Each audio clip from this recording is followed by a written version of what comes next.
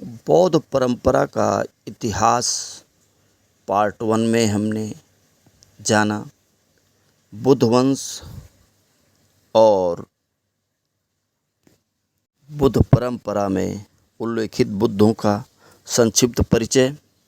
अब आगे हम बुद्ध वंश में या बुद्ध परंपरा में वर्णित बुद्ध के नाम, जैसे बुद्ध वंश में या बुद्ध परंपरा में जो बुद्धों के नाम वर्णित हैं, जैसे बुद्ध परंपरा में वर्णित नाम तनहंकर बुद्ध, मेधांकर बुद्ध, शरणांकर बुद्ध, दीपांकर बुद्ध, कौंडन्य बुद्ध, मंगल बुद्ध, सुमन बुद्ध, रेवत बुद्ध, शोभित बुद्ध, अनोमदस्सी बुद्ध, पद्म बुद्ध, नारद बुद्ध, पद्मोत्तर बुद्ध, सुमेध बुद्ध, विपस्सी बुद्ध, सुजात बुद्ध, अत्तदस्सी बुद्ध, धम्मदस्सी बुद्ध, सिद्धत बुद्ध, तिस्स बुद्ध, फुस्स बुद्ध, विपस्सी बुद्ध, सिक्खी बुद्ध, वेशभू बुद्ध, ककुसंद बुद्ध, कोनागमन बुद्ध, कश्यप बुद्ध, गौतम बुद्ध। अब हम इनके क्या ऐतिहासिक स्रोत हैं उनके बारे में जानेंगे। तो हमें बुद्ध वंश में वर्णित 28 बुद्धों में 7 बुद्धों का, तो जैसे विपस्सी बुद्ध, सिक्खी बुद्ध, वेशभू बुद्ध, ककुसंद बुद्ध, कोणागमन बुद्ध, कश्यप बुद्ध, गौतम बुद्ध, इनके ऐतिहासिक प्रमाण मिल जाते हैं। बाकी के ऐतिहासिक प्रमाण नहीं मिलते हैं, और जिनके ऐतिहासिक प्रमाण मिलते हैं उन्हें सप्त बुद्ध भी कहा जाता है। इनका उल्लेख दिग् निकाय के महावदान सूत्र में भी किया गया है, और अजंता एलोरा की गुफाओं में सप्त बुद्धों का वर्णन मिलता है। उनकी प्रतिमाओं के नीचे उनके नाम अंकित हैं। चीनी बौद्ध यात्री फाहियान जब 4वीं शताब्दी में भारत यात्रा पे आया था, तो उसने अपने यात्रा वृत्तांत में इसका वर्णन किया है। कश्यप बुद्ध, ककुसंद बुद्ध और कोणागमन बुद्ध, इन्हें इतिहासकारों ने कश्यप बुद्ध, ककुछंद और कनक मुनि बुद्ध लिखा है, जिनके जन्म स्थान के बारे में चीनी यात्री फाहियान बताता है। उस समय विपस्सी बुद्ध का परिनिर्वाण हुए कोई 1300 वर्ष बीत चुके थे, इसीलिए फाहियान विपस्सी बुद्ध का स्मारक नहीं देख पाया। फाहियान ने तथागत गौतम बुद्ध से ठीक पहले के मात्र 3 बुद्धों के स्मारक देखे थे, जिसका वर्णन उसने किया है कि नगर के पश्चिम में 50 ली पर 2VE नामक एक गांव पड़ता है। यहाँ कश्यप बुद्ध का जन्म स्थान माना जाता है।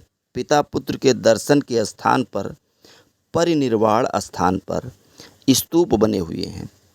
कश्यप बुद्ध की शरीर धातुओं पर एक विशाल स्तूप बना हुआ है, और श्रावस्ती नगर के दक्षिण पश्चिम दिशा में 12 योजन पर नापिईकिया नामक गांव पड़ा।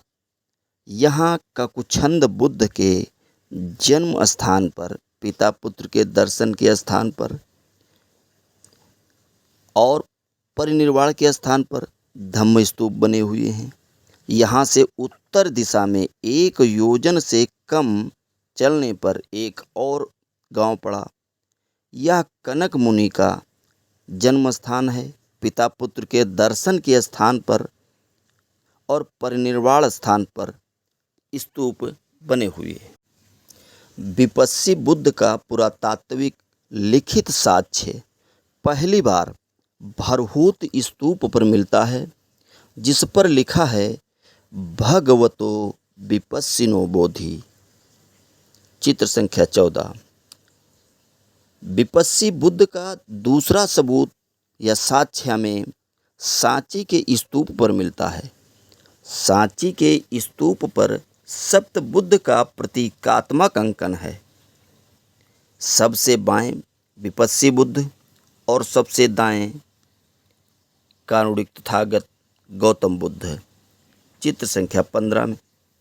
बाकी 5 बुद्धों के नाम कोई 2000 वर्ष से भी पहले अंकित कराए गए हैं। एक में लिखा है भगवतो विपस्सिनो बोधि, दूसरा सप्त बुद्ध प्रमाण सांची स्तूप पर ही 3 स्तूपों एवं 4 बोधि वृक्षों के माध्यम से सप्त बुद्धों को दर्शाया गया है।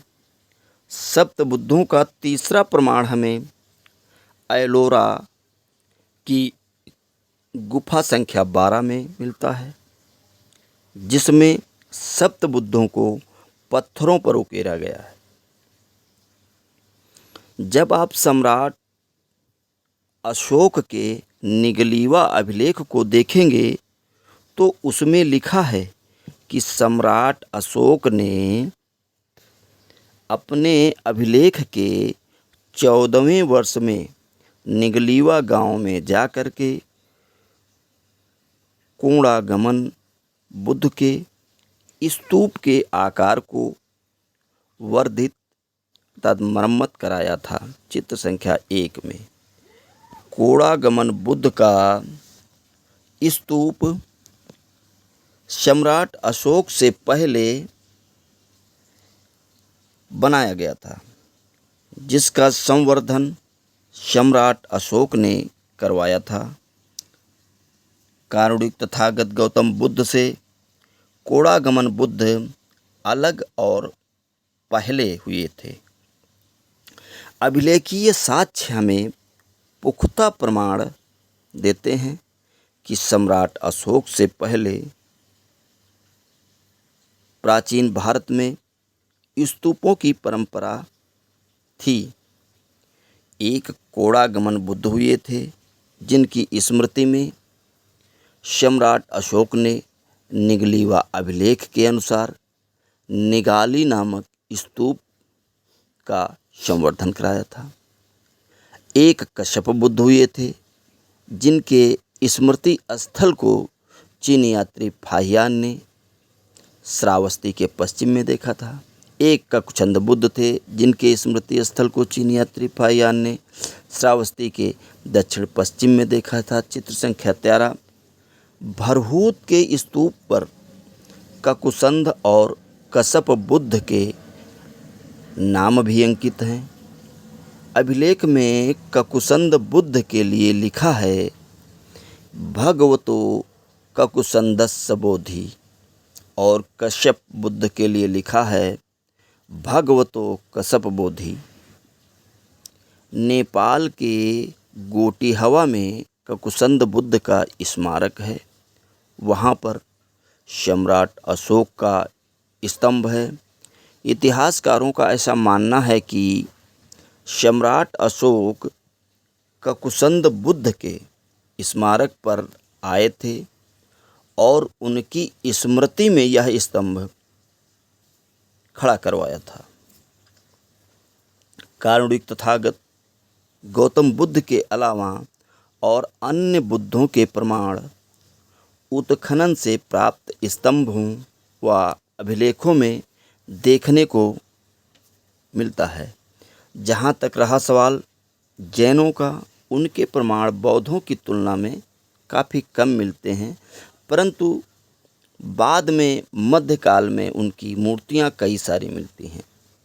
इस तरह से भारत में जो भी साहित्यिक प्रमाण हैं, उसमें जैनों और बौद्धों के साहित्यिक प्रमाण पुरातात्विक प्रमाणों से मेल खाते हैं, परंतु तथाकथित ब्राह्मणवादियों के द्वारा मुगल शासनकाल या ब्रिटिश शासनकाल में लिखे गए साहित्य देवनागरी लिपि में, जिनका वास्तविकता व सत्य से कोई लेना देना नहीं है, जिसके मन में जो आया उसने वैसी रचनाएं कर डाली। इस तरह से हम देखते हैं कि सिंधु घाटी सभ्यता की पुरातात्विक उत्खनन से प्राप्त शिल्पकला, मूर्तिकला व शिलें, ये सभी पूर्ण रूप से सम्यक संस्कृति कल्चर में पाई जाती है, चाहे वो वृषभ का मिलना हो, पीपल के पत्तों का मिलना हो, स्तूप का मिलना हो या फिर धम्मचक्र का मिलना हो।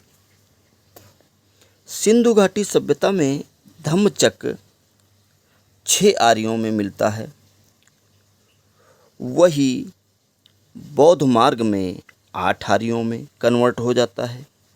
इसीलिए बुद्ध के इस मार्ग को धम्मचक्र प्रवर्तन कहा गया है। परंतु हर जगह का स्तूप गोलाकार नहीं है। स्तूप धम्मचक्र के आकार के भी हैं,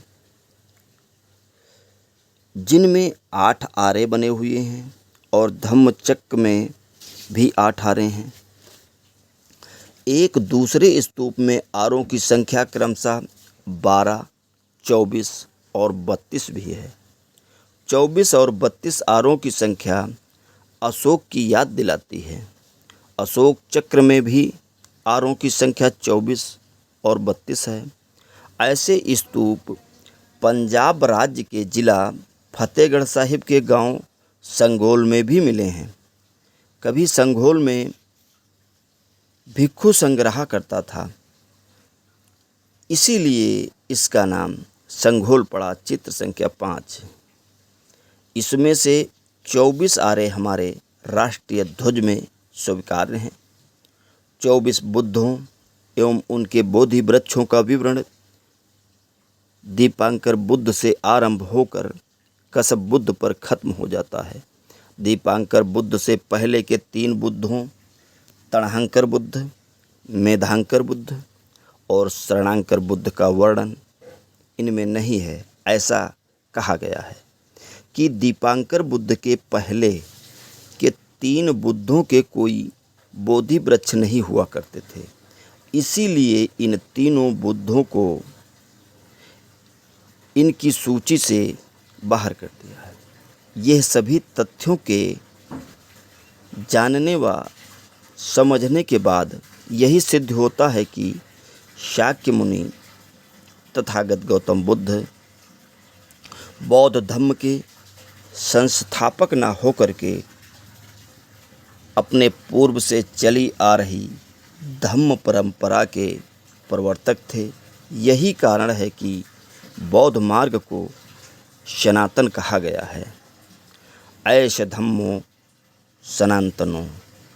बौद्ध धम्म तथागत शाक्य मुनि गौतम बुद्ध के पहले से चला आ रहा है या चला आ रहा था।